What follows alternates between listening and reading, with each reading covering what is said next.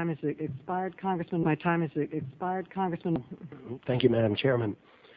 Welcome, Chairman Volcker. It's good to see you again. Like Chairman Schumer, I remember well the discussions we had back in the 70s and early 80s regarding another financial problem at the time.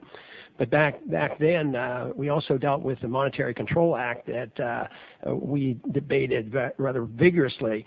And I was concerned about, reserve requirements going down to zero, as well as the Fed being able to buy just about anything to hold as an asset and as collateral.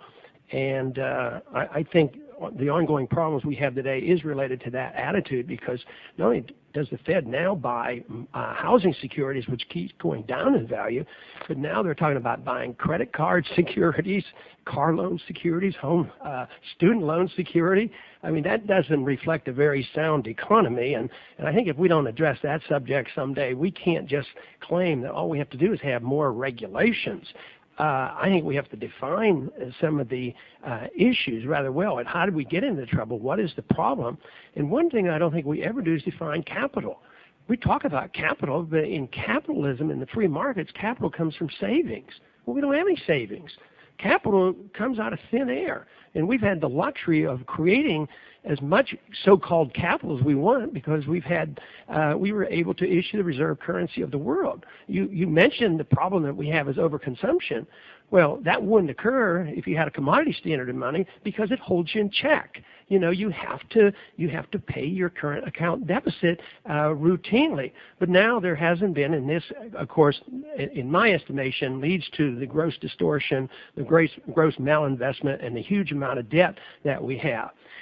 So the consensus seems to be what we need, without asking the question, how do we get here, is we need more regulation. And everybody said, well, bailing out Bear Stearns was just wonderful. Well, that to me is sort of like saying, if you have a drug addict having a withdrawal symptom, you give him another fix and he feels good, then everything is going to be okay. So I don't think that can be that reassuring to us, because we have these so many problems that we still face. And I believe in regulation. But I don't believe for a minute that it's a lack of government regulations that is our problem. It was the fact that the government had license through the Federal Reserve to distort the market, create capital out of thin air, distort interest rates, cause the malinvestment, the excessive debt. And the market is a good regulator. The market, through interest rate changes, gives us signals that we should follow, but we don't have that anymore. But just to say all we need is more regulation, I think it's sort of like saying that we need regulations for something that's unregulatable. Because of the system is so artificial. It has nothing to do with the market economy. So I really fear when I hear statements, well, it's the free market that is the problem, and rather than asking where did the bubble come from. And I think it's very, very precise and very clear where financial bubbles come from, and we have to deal with that. But I have one very minor question. You might not want to comment on this, but I had read one time many years ago that you might have had some reservations about the breakdown in Bretton Woods agreement, and if you can make a brief comment on that.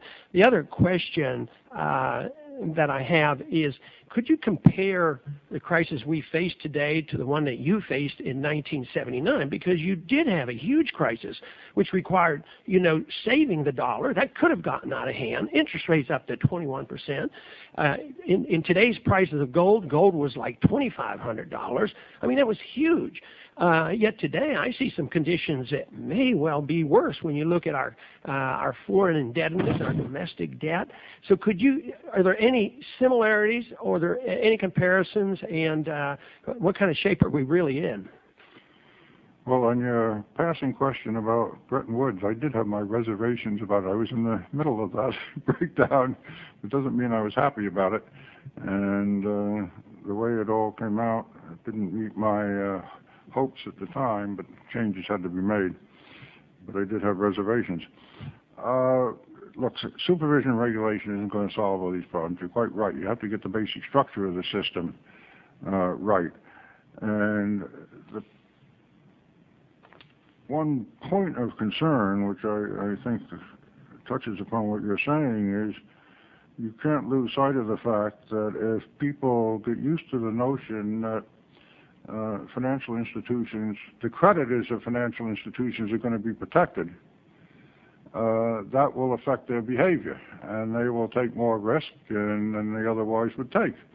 And that's what it is at issue in the whole question of the lender of last resort. Now, I can't conclude from that, because that risk exists, and the more you extend the lender of last resort, the greater it is that we shouldn't have a lender of last resort, because the risks of the breakdown on the other side are too great. But how do you achieve a balance? And that's partly where regulation and supervision has to help.